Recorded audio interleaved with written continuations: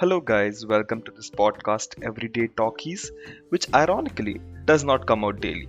I am Anshul and I talk about random things to random people, majorly about life, perspectives, and thinking process. It's like an interview, or let's say more of a conversation with one or two guests about random topics that interest us. To be really honest, it's just a way to reduce my inhibitions in talking to people. So come join me and enjoy.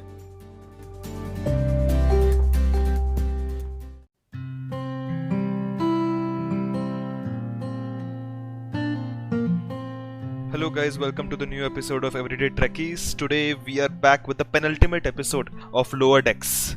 It's coming to an end, a sad day. Yeah, I didn't even realize where the time went. Yeah. Already 9 episodes in. But that means that if something ends, something good is coming up. We'll have discoveries starting soon. So Yes. the series will not good. end, hopefully. Okay, this episode is called The Crisis Point, and I must say there are a lot of things to discuss, especially about Star Trek movies in this one. So we'll jump soon into that, but first let us read the IMDb description. Let's see if that does justice. Okay, so the episode name is Crisis Point, 9th episode, and it goes something like this. Mariner repurposes Boimler's holodeck program to cast herself as the villain in a Lower Deck style movie. Basically, every Star Trek show is incomplete without a holodeck novel or a holodeck movie or a holodeck scenario, so Lower Decks had to have one. It's the holodeck is one of the bread and butter of Star Trek episodes. So whenever you have a gap in between, you just do a holodeck episode because why not? Yeah, and probably it makes it even interesting because if you see, at some point it even gets boring. Like when you have 7 or 8 seasons shows of each and all Star Trek, you need some variety. You want to see Leonardo da Vinci at some point, or Albert Einstein, or anybody for that matter. And so that's the great thing about the holodeck. That the holodeck basically allows the writers to go out of the time and the setting of Star Trek and basically write whatever they want with the characters that they have already created. Always nice, And even not with the characters, like whenever the holodeck thing comes into my mind, the one quick image that flashes in my mind is Tom Paris and his weird black and white show in Voyager. Yes, the holo novel. Yeah, that is always something which has a big impact. I think that was a huge running thing as well.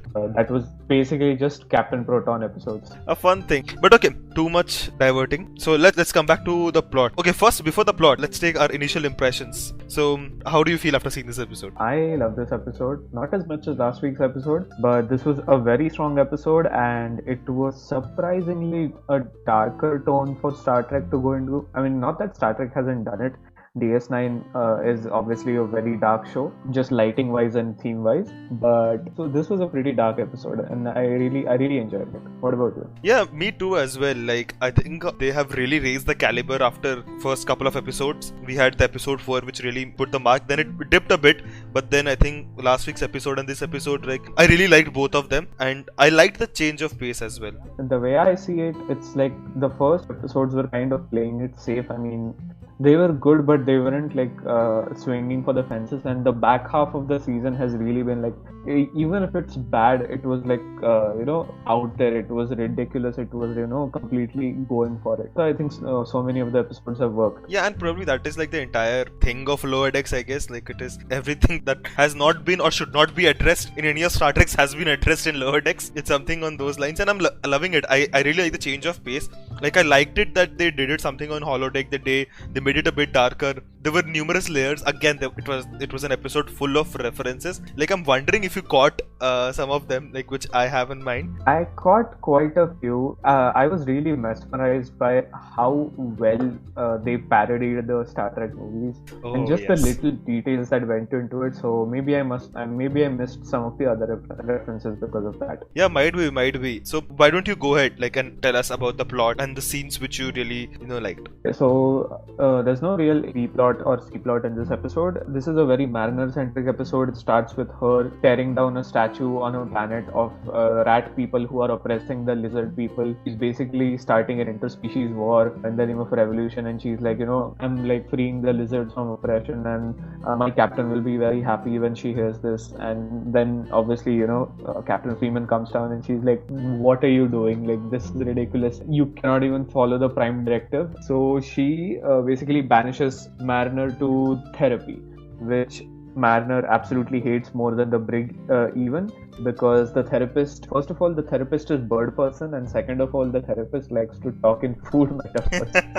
And while we are on that scene, let's not forget one of my favorite scenes which happened during that time when Captain Freeman asked Mariner to go into therapy. Mariner says this is not the 80s. No, she says this is the 80s. Sorry, this is the 80s. Yeah, this is the 80s and we don't have psychological problems in this. And it is really nice because it's not really 1980s, but they're talking about 2380s. It applies both ways. It goes in circles. And I love the fact that this is obviously a very Mariner-centric episode, but a lot of the previous episodes we see Mariner as this kind of hyper competent. She's obviously the main character, so she has to be this. She knows when to do the right thing. She knows what the good is, and even if she breaks the rules, she's doing it for a good reason, and this and that.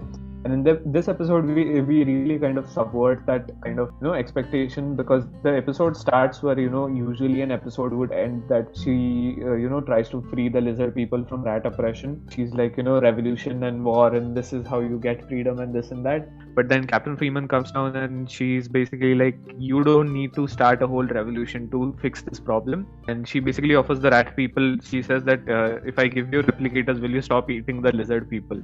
And they're like, yeah, fine. So it's that I really like that, because it's the reason you kind of realize that Freeman is the captain and Mariner is still the ensign, because Freeman sometimes makes smart decisions, the kind of decisions that a captain should make, while Mariner goes full on dramatic, burst into every situation. Yeah, Freeman has really grown on me as a character, as a captain as well. Like, least expect her to be a good captain, but in these critical scenarios, she is really good at diplomacy. She may be short-tempered and she may be a loud person, but when it comes to actually when it comes down to solving the situation, she's super diplomatic and super peaceful. Like, she comes up with really good solutions just on the go, and you kind of really see her experience that comes with being a captain. One more thing, this opening I think is it's emblematic of what the whole episode is about. Is basically Freeman trying her best to cover up Mariner's mistakes, even if it might be like a first contact scenario and it might not have gone exactly how it should have gone. But this is more about basically Freeman trying to protect her daughter from getting into trouble. Yep. And then we jump into how Boimler had developed a holodeck series or holodeck. But before that, we have Rutherford and Tendi basically having shooting practice with Da Vinci, which makes no sense chronologically, but yes. What does in a holodeck. So that was pretty funny. And well, it was a callback to Voyager. Yep. And Boimler comes in because he has an interview with Captain Freeman, so he's trying to get to know her. He's basically simulated the entire crew of the Cerritos and they're gonna run through a program. But soon enough, one of the funniest jokes of that whole initial scene was Boimler says that they are like the exact replicas of all the crew, and Rutherford is like, he goes up to Shax and he says hi, and Shax yells at him. Oh yeah, we had this exact conversation an hour ago. And you know what, just so you don't forget that there's a reference here, not with Shax or with anything, but with Boimler creating an exact replica of characters in a holodeck. This is what Tuvok did in Voyager for a worst case scenario when Maki takes control of the starship, and he made a holodeck novel which was super dark. He did. Oh my god, that's a deep cut. That's I would not have picked up on that. That's a very deep cut. Yeah. Okay. Then moving on to Mariner, coding an entire movie in few seconds. We need such coders in real life. But okay. Anyway, Mariner basically codes an entire algorithm that basically turns Boimler's program into a movie. Any movie, basically a Star Trek movie, and everything from here, I was just absolutely in love. And this is, I think, the best parody of Star Trek movies since Galaxy Quest. And one of the beautiful shots, right from opening credits scenes to the scene when they are really admiring Cerritos. Oh damn. And again, yeah, even that's like it's a parody of all the Star Trek movies. This was the original scenes from the Star Trek motion picture, right?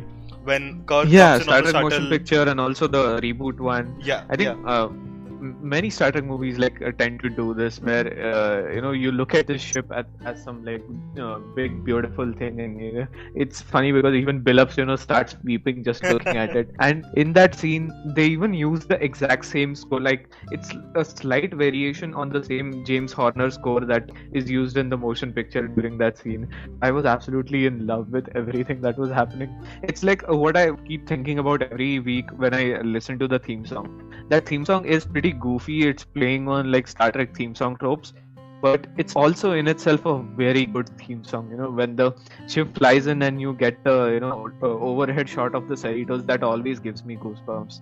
So even if it's like making fun of the thing, it's still a great thing in itself. Okay, and just a couple of more things. When the movie starts, you get like Star Trek style title credits with the whoosh flying in.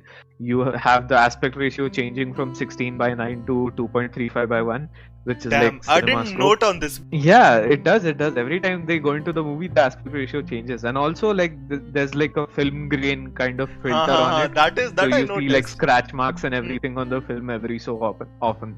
That's what I'm talking about. Like they paid such amazing attention to detail, parodying the whole idea of a Star Trek movie. It's like so many great things they did to make this into a Star Trek movie. And the best joke was obviously like when they enter the ship, it's just full of lens flares, like just Yes, everywhere lens flares. yes. On the face, J.J. Abrams.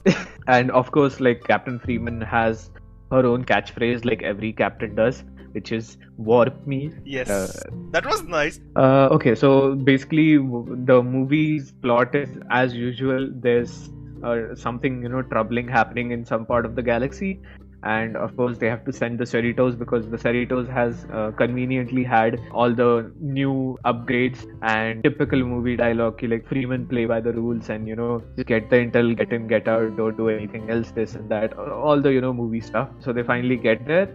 And who shows up but the big bad melodramatic villain of the movie, Vindicta, who is basically just a mariner in weird raccoon makeup. Vindicta, that was my one thing. Like the name Vindicta is basically just a joke on Chaotica. It's kind of slightly inspired by the Captain Proton villain, and she's kind of a mixture of Chaotica and also Khan. In that she's basically quoting Shakespeare. Yes, the Tempest. Yeah, and I don't know, it's such a little thing that it doesn't even make sense that she's quoting Shakespeare. It's like a very flimsy connection, but just that she's doing it is a very Star Trek thing, and I absolutely love it. And the thing is, when you talked about Chaotica, now I see things in perspective now.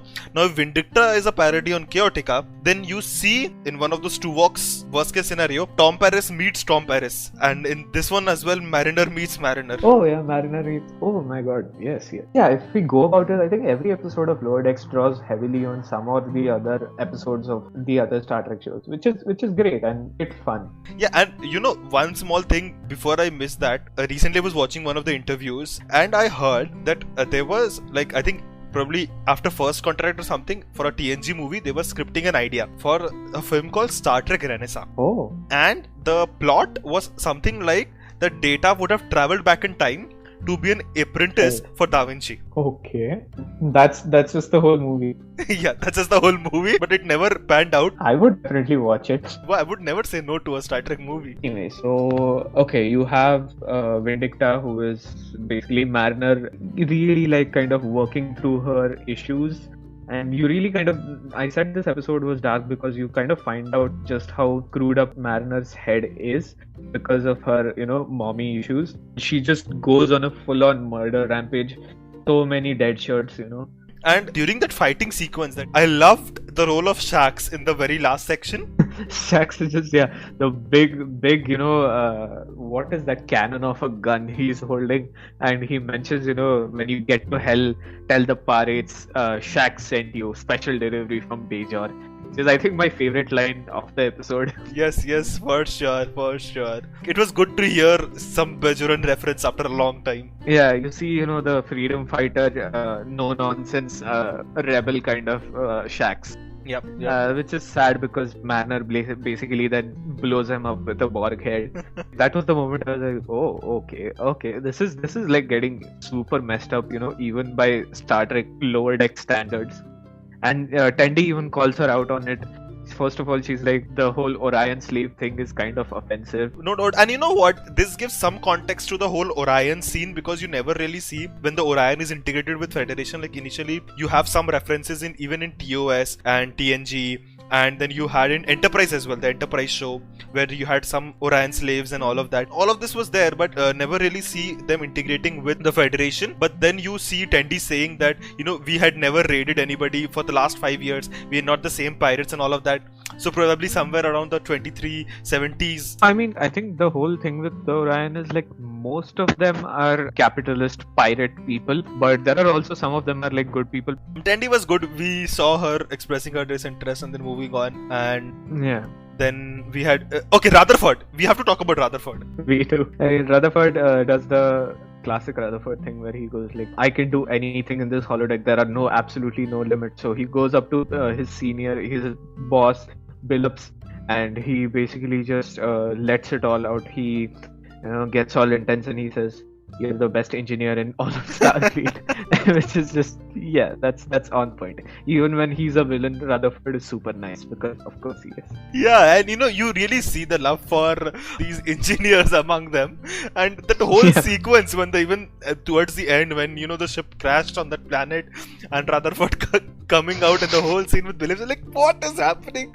This is going so. Yeah, it's like I like someone should write a Rutherford and Billups fan fiction, Yeah, for sure. I'm sure it will already be out. That was, I think, Rutherford's whole arc, which is basically just in the end, Mariner basically says to him, like, Billups is sitting right there, just go and tell him. And you see that last scene is like very, I don't know, sad, I would say, that he thinks he holds Billups to such a high extent, but Billups is sitting there alone and he feels lonely or something like that. Billups is just quietly, sadly eating his soup, and Rutherford is just like, look at him, he's just a stone cold badass. Yeah. And I mean, yeah, it's kind of sad, but it's also nice thinking that Rutherford, like Billups, whether he knows it or not, has really, influenced so much of Rutherford's life, which is nice. Yeah.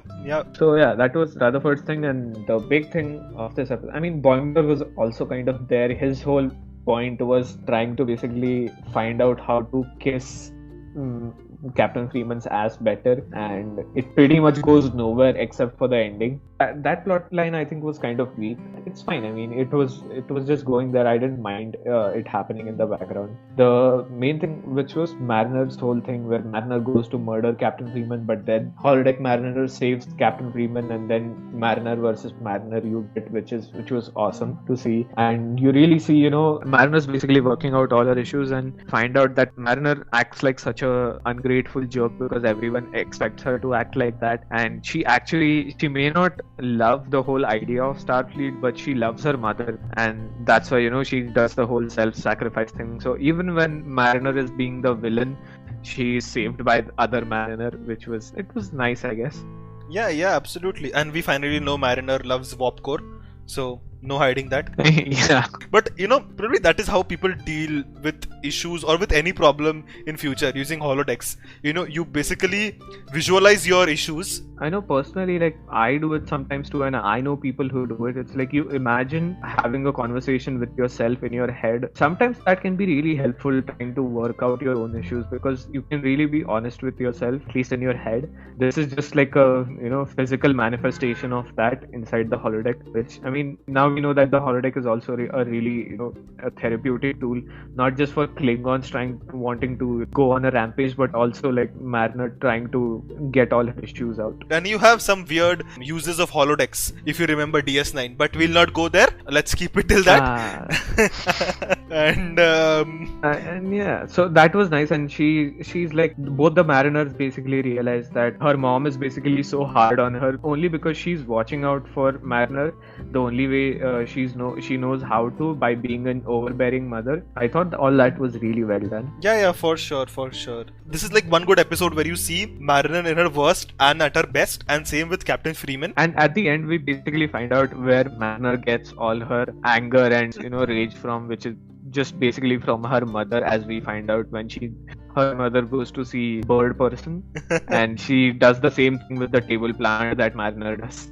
Yep. And you finally come back to the last episode, which I actually took it for granted, but apparently nobody really knows that Captain Freeman is the mother of Mariner. Yeah, and poor Boimler is like trying to get information this whole episode, trying to prepare for this interview, and in the end basically the whole bomb drops on him that Mariner is Captain Freeman's daughter. It's like he basically hears Freeman say that if anybody ever found out, I would have to like court-martial their ass right out of Starfleet. Boimler completely goes crazy and he screws up his interview, and poor guy just. Yeah, but did you realize that nobody knew about this? Like, I just took it for granted. I thought everybody just knew this. Yeah, even like I was thinking the same thing, but then you kind of think about it. Like even in the first episode, Freeman wanted Boimler to spy on Mariner, and she did not give him a reason why. So nobody knows, I guess. But next episode, I guess everyone will find out. Probably. Yeah. That's basically the entire plot of the last episode. So Yeah. let's see how will that turn out. But okay, the season has turned out like really good. It had some ups and downs, but like surely we'll cherish that. Yeah, the back half has been really good. I've really been enjoying it. And some of the other references I found, there's that joke with the transporter beaming. Oh, yes. Technobabble, you know, the beaming reference ki in a movie, you can do anything with teleportation. Obviously, like, as in every Star Trek movie, the ship has to crash onto a planet in the most melodramatic fashion ever. It was a callback to Star Trek Wrath of Khan, Star Trek Search for Spock, Star Trek, the first one, the reboot one, Star Trek Into Darkness, Beyond, every one basically. Yeah. There was another which was about confronting on a rickety metal catwalk, which is a weird Star Wars reference, I think. No. I don't know whether it's a Star Wars reference or not, but I recently watched this one, Kirk and Picard, where they both just get. Oh, right. Generations. Yes. And they fight this Dr. Soren on the catwalk. Yeah, right. Because the whole environment was so dark and it was inside a thing. My mind immediately went to the whole Luke and Vader scene in Empire Strikes Back, you know. Yeah, I can mention Star Wars on this podcast, right? I won't get won't start a war. No, I can admit I've never watched Star Wars. Like I really have to. Yeah, you don't have to. It's fine. Yeah. Okay. I love Star Trek. That's right. And a small reference from my side. There was a mention of how Mariner apparently dressed as Toby the Targ when she was a kid for Halloween. What reference was that? A Targ is basically the Klingon pet. Oh, right. Oh my god, yeah. Yeah, and Toby the Targ was reference to Voyager. Again, B'Elanna Torres had a toy named after that. Oh wow, that is a deep cut. Yes. I would never have guessed that. So much Voyager today, though. Oh my god. That's why, because see, Voyager is fresh in my memory, Voyager and Enterprise, and these new movies, because I've just watched it in this last year back or so it just remains there. It's nice, and I'm happy that Voyager is getting more recognition, because Voyager is largely, mostly ignored in the Star Trek canon, because you have original series, Next Generation is the best one, DS9 is the dark one, Enterprise is the underrated one, and so yeah, Voyager kind of gets lost in the shuffle. So I'm glad that it's kind of making a resurgence. Yeah, and I don't know what people say, but I really liked Voyager. People rarely mention Janeway, but come on, Janeway was so good. Yeah, there's the wrong way, there's the right way, and there's the Janeway. I guess that's basically it. Yeah, that's about it. We're excited for the finale now. Let's hope it's gonna blow all of us away.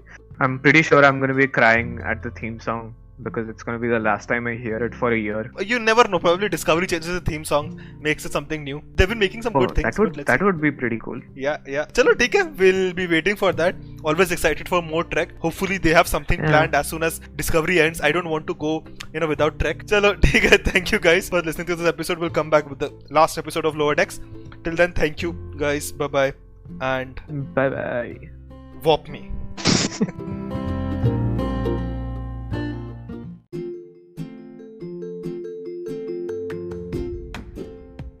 Thank you to all the listeners. I'll catch up with you again soon with someone new and lots of interesting discussions. So, bye.